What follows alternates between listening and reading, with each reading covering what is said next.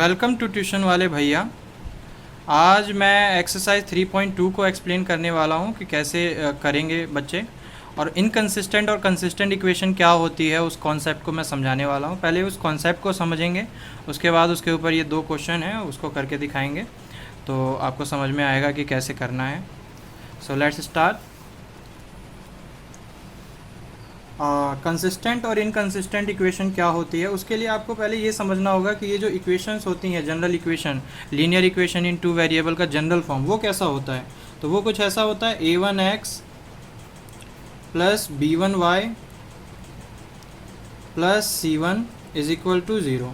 ये एक इक्वेशन हो गई। दूसरी इक्वेशन क्या होती है, ऐसी ही a2x plus b2y plus c2 is equal to 0। जैसा आप इस इक्वेशन में देखो, इसमें 9x है यानी ये हमारा a1 हो गया, 3y है ये हमारा b1 हो गया, 12 है ये हमारा c1 हो गया।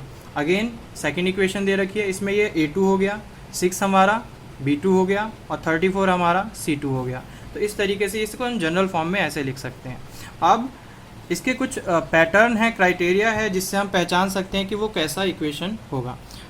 फॉर एग्ज़ाम्पल देखो, पहले आप निकालोगे a1/a2, ओके, फिर आप निकालोगे b1/b2। अगर ये इक्वल नहीं होते हैं, a1/a2 b1/b2 के इक्वल नहीं होता है, तो यानी कि वो क्या है, वो यूनिक सॉल्यूशन निकलेगा उसका, यानी यूनिक सॉल्यूशन निकलेगा। और ग्राफ कैसा बनेगा, उसका ग्राफ बनेगा इंटरसेक्टिंग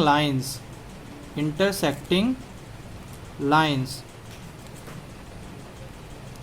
ओके, उसका वो यूनिक सॉल्यूशन होगा। अगर a1/a2 b1/b2 के बराबर नहीं है तो यानी वो उसका यूनिक सॉल्यूशन निकलेगा, यानी x और y की सिर्फ एक एक वैल्यू निकलेगी। और ग्राफ कैसा बनेगा, इंटरसेक्टिंग लाइंस। अगर ये बराबर हो तो क्या करें, तो a1/a2 is equal to b1/b2 अगर होता है तो आगे हम चेक करेंगे c1/c2 के लिए। तो अगर वो c1/c2 के भी बराबर है, अगर वो c1/c2 के बराबर है तो यानी कि उसका इन्फानाइटली मैनी सॉल्यूशन निकलेगा, infinitely many solution, infinitely many solution निकलेगा। और उसका ग्राफ कैसा बनेगा, कोइंसिडेंट। कैसा बनेगा, कोइंसिडेंट, क्योंकि एक के ऊपर एक बनेगा, यानी एक लाइन के ऊपर एक और लाइन बनेगी, तो इसमें तो बहुत सारे पॉइंट होते हैं, यानी बहुत सारे सॉल्यूशन होंगे, तो इसीलिए इन्फानाइटली मैनी सॉल्यूशन होता है। और इसका ग्राफ कैसा बनता है, कोइंसिडेंट, ओके, इसका ग्राफ ऐसा बनता है। अगर a1/a2 b1/b2 के तो बराबर है पर c1/c2 के बराबर नहीं है, तो उस केस में क्या होगा, उस केस में आपका सॉल्यूशन नहीं निकलेगा, यानी नो सॉल्यूशन होगा, नो सॉल्यूशन, कोई सॉल्यूशन नहीं निकलेगा। और ग्राफ कैसा बनेगा, ग्राफ बनेगा पैरेलल, क्योंकि पैरेलल जब होगा तो वो इंटरसेक्ट ही नहीं करेगा। जब पैरेलल लाइंस होंगी तो इंटरसेक्ट ही नहीं करेंगी, और वो इंटरसेक्ट ही नहीं करेंगी तो कोई सॉल्यूशन निकलेगा ही नहीं, ओके। अब इसमें कंसिस्टेंट इनकंसिस्टेंट भी आ जाता है, जिसमें सॉल्यूशन निकल रहा है आपका, वो आपका कंसिस्टेंट है, ठीक है। यानी इसमें देखो यूनिक सॉल्यूशन निकल रहा है, इसमें इन्फानाइटली मैनी सॉल्यूशन, इसमें भी सॉल्यूशन निकल रहा है, यानी कि ये कंसिस्टेंट है। और जिसमें सॉल्यूशन नहीं निकल रहा वो एक ही बचा अपना, कौन सा, नो सॉल्यूशन, यानी a1/a2 b1/b2 के तो बराबर होगा पर c1/c2 के बराबर नहीं होगा, यानी ये क्या हो जाएगा, इनकंसिस्टेंट। हिंदी वालों के लिए ये संगत, ये असंगत, ओके। अब इसके ऊपर 2 क्वेश्चन हैं, इन क्वेश्चन को सॉल्व कर लेते हैं कि कैसे करना है, okay. First start with this question. देखो यहाँ a1 है अपना, पहले a1/a2 निकालते हैं, सॉल्व कैसे करना है प्रॉपर कर लेते हैं। a1/a2, तो a1 अपना क्या है यहाँ पे इक्वेशन में 5, और a2 क्या है यानी दूसरे इक्वेशन का x का कोऑर्डिनेट 7, सॉरी कोफिशिएंट, यहाँ पे x का कोफिशिएंट है 5, यहाँ पे x का कोफिशिएंट है 7, तो 5/7 ये a1/a2 आ गया। वैसे ही हम b1/b2 निकालेंगे, फिर b1/b2 क्या हो जाएगा, -4 है यहाँ पे।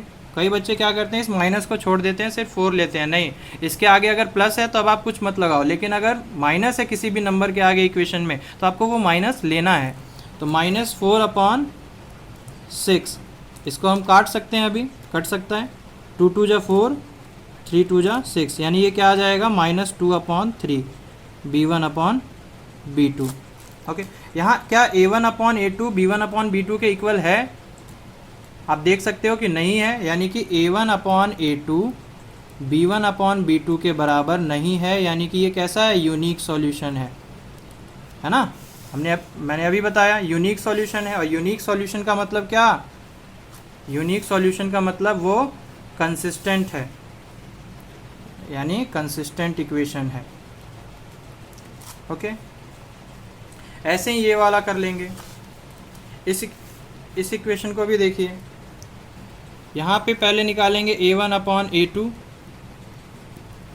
ओके, a1 क्या है, यहाँ पे x का कोफिशिएंट है 9 और सेकंड इक्वेशन में x का कोफिशिएंट है 18। क्या हो जाएगा, 9 1 जा 9, 9 2 जा 18, यानी 1/2।